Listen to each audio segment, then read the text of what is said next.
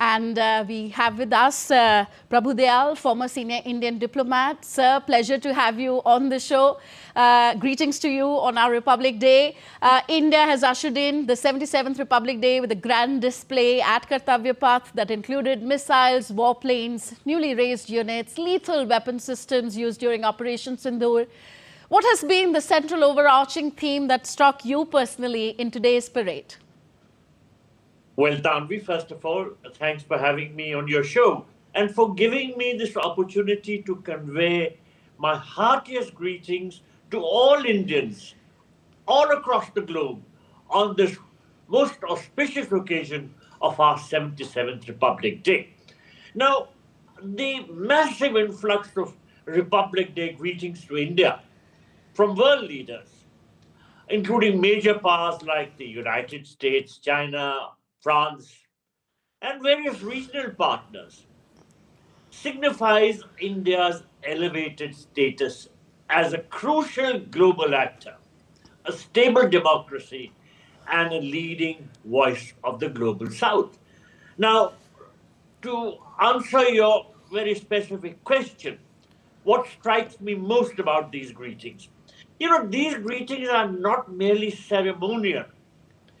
They represent a diplomatic affirmation of India's strategic autonomy and its proactive engagement with the global order.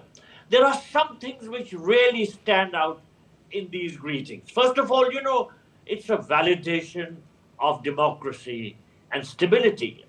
Unlike many countries that celebrate military victories on their national days, India's Republic Day commemorates the adoption of its constitution, making it a celebration of democratic values. So many nations have praised the resilience of Indian democracy.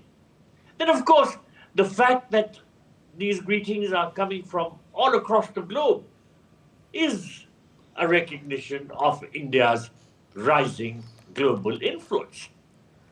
The greetings reflect India's growing importance in areas such as defense, technology, and energy.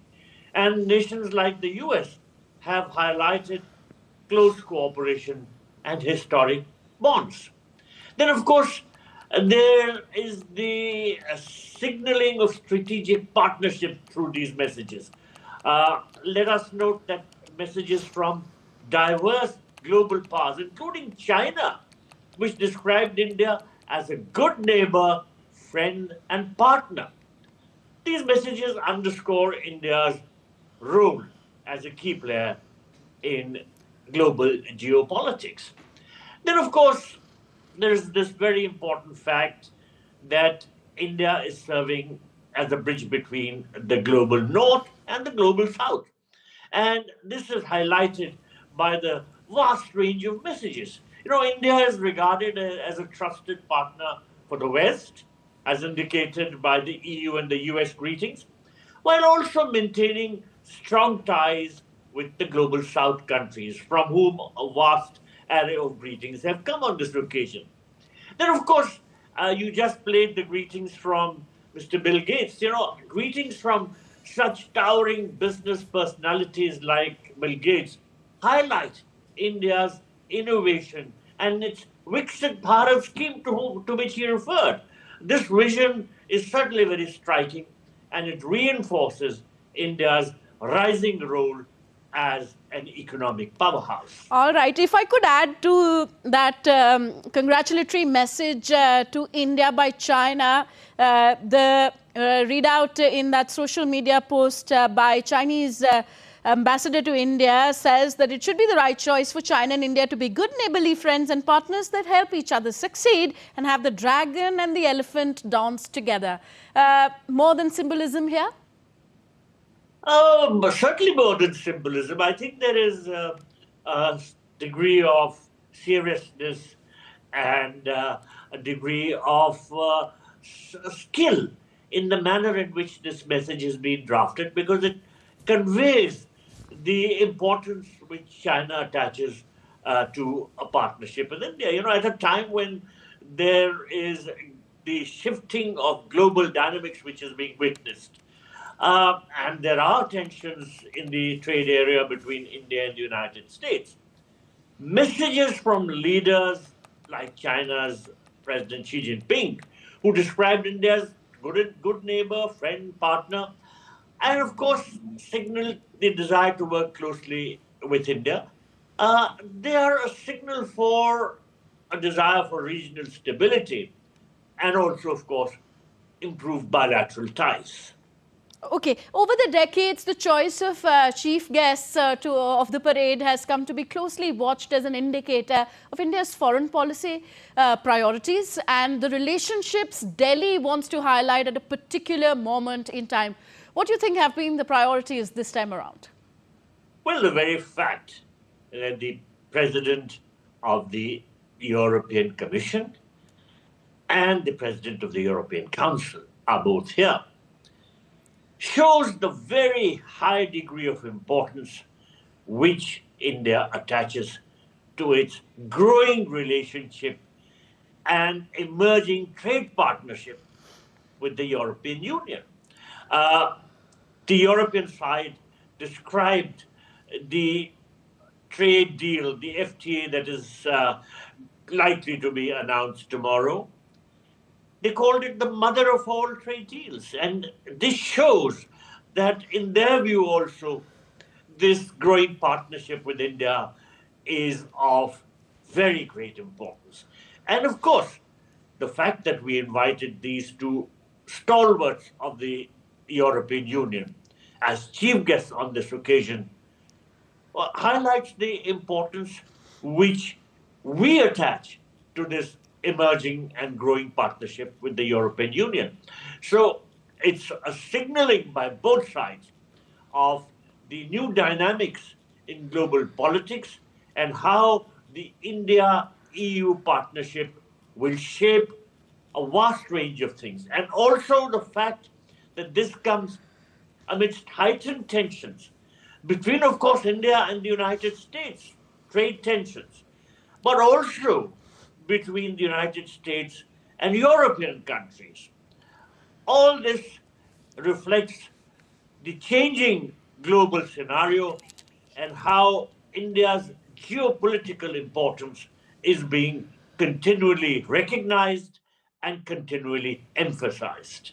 Okay, EU Commission President Ursula von der Leyen, when she says a successful India makes the world more stable, prosperous and secure, what message is she giving much for the world as for India-EU partnership?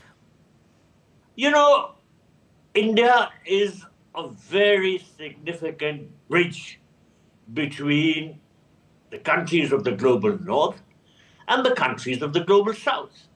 And the European Union recognizes and realizes India's importance in this very important area because the European Union needs a partner like India to extend its outreach to the global south. And if at all we are partnering the European Union in these new ventures, it is because both sides have a lot of trust in each other. So the message which goes out is that India matters in a very big way and will matter more in the years to come. Yeah, India matters. Keywords there. Prabhu Dayalji requests you to stay with us as we play for our viewers our report on what all unfolded at the Kartavya Path this morning. I'll come back to you to talk more on India's growth story. Well, as India marked its 77th Republic Day, the focus at Kartavya Path was firmly on the country's military strength and defense preparedness. This year's parade showcased India's defense capabilities, from traditional formations to cutting-edge indigenous weapon systems. The marching contingents, mechanized columns and aerial assets underline the scale and readiness of the armed forces. The display also reflected a shift towards technology-driven, self-reliant defense. Diptanshu Kashyap brings us more.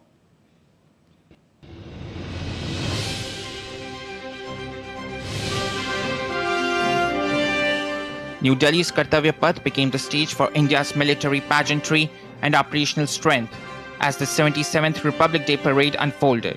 The ceremony opened with a striking aerial salute. Mi-17 helicopters in the Dhwaj formation carrying the national flag and the flags of the three services, showering flower petals along the ceremonial boulevard.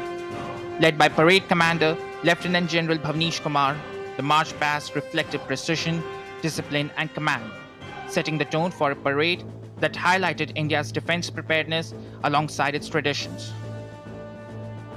From the mounted 61st Cavalry, the world's only active horse cavalry, to armored columns, attack helicopters, missile systems including BrahMos, and the Surya Shastra Universal Launch System, the parade traced the evolution of India's battlefield capability. Indigenous platforms took center stage. Tanks, artillery guns, air defense systems, long-range rockets, and cruise missiles, alongside drones, loitering munitions, and unmanned ground vehicles. Marching contingents from armored, infantry, and special forces units highlighted preparedness across deserts, mountains, and high-altitude frontiers, underscoring a growing emphasis on self-reliance and modern warfare. Beyond firepower, the parade honored courage, coordination, and jointness, with Gallantry Award winners, integrated participation by the Army, Navy, and Air Force, and the inclusion of animals and unmanned systems that support soldiers in extreme and hostile environments. Military bands and precision drill reinforced discipline and unity across the ranks. The 2026 Republic Day Parade sent a clear message: an armed force rooted in tradition, strengthened by indigenous technology, and prepared to defend the nation across land, sea, air, cyber, and space domains. Diptanshu Kashyap for DD India. Prabhudealji, India is the world's largest democracy, and this democracy has not just survived but has thrived for 8 decades. How big an achievement is this, especially in such a large and diverse country as ours, and in contrast to how poorly many other countries have fared in their democratic experience? Well, of course, the Indian democratic story is something that is admired across the globe. We are not only the world's largest democracy, but we are also regarded as one of the most stable democracies in the world. Now, there are countries in our neighborhood where democracies have flourished only temporarily and have been overtaken by ruthless dictatorships. Our neighbor to our east, as well as our neighbor to our west, are classic examples of this. In China, democracy has not taken root at all. It is a totalitarian system.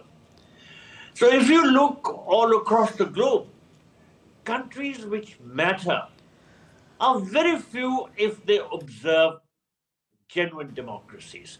Because by and large, what happens is there tends to be some kind of a collaboration between totalitarianism and large countries. China, Russia, these are classic examples of countries which are large, but where democracy has not taken roots. By contrast, Indian democracy has thrived, and is admired all across the globe. And this despite the fact that India is so diverse in terms of its population structure and in terms of the fact that there are so many ethnic groups, so many religious groups, and so many different aspects which make India very diverse. So the fact that we tell a story of unity in diversity is something that is hailed and admired all across the globe. Let me tell you that I've served abroad for most of my life, and I found that Indians abroad cherish their attachment to their country because they admire the success of India in all areas, including, of course, as a cherished and thriving democracy. So the fact that we have survived as a democracy, and in fact, not just survived, but thrived, is something that doesn't go unnoticed. And the Republic Day greetings, which have poured in, have also highlighted the admiration which so many countries and their leaders have for India's democracy. Yes, sir. So on the economic front as well, sir, India has done wonders. It is the fourth largest economy of the world and on way to become the third largest. To sum up India's key successes as a vibrant, proud and democratic republic, where do you see it distinguishing itself in the years ahead? Well, India will only grow from strength to strength. We are already increasing our economic might. Our global outreach is also increasing by leaps and bounds. And I see a very bright future for India in the emerging global scenario, where so many countries like, for instance, the United States are in fact receding. They are plummeting in terms of their democratic performance and also in terms of their economic achievements. There are serious concerns which people in those countries have about the direction in which their government is taking them. But on the contrary, on the other hand, in India, people have a great degree of faith in the future. They have a high degree of understanding of the challenges which lie ahead and are prepared to work together and work hand in hand with the government to overcome these challenges. So I see a brighter role for India as time goes by, and from becoming not just the fourth largest economy, I see that we will become probably the top two or top three economies of the world. We have all the potential. Look, the emphasis on Viksit Bharat has certainly begun to transform things. There is growing emphasis on India's might and how we have to scale even greater heights. Yes. So, what I see is that there will be more scope for collaborating with countries, and that's how leaders of the European Union and the European Council President, they are here. And they are trying to engage with India, not just in a very immediate context. It's not something that is for the very, very near future or the near term. It is for a much longer perspective. They're looking at the longer perspective when they are weaving a partnership with India. Yes. On that note, I'd like to thank you, Prabhu Dayalji. Thank you very much for being with us. Again, greetings to you on 77th Republic Day of the country. My greetings to you and to all your viewers. Thank you, sir. Jai. Jai Hind.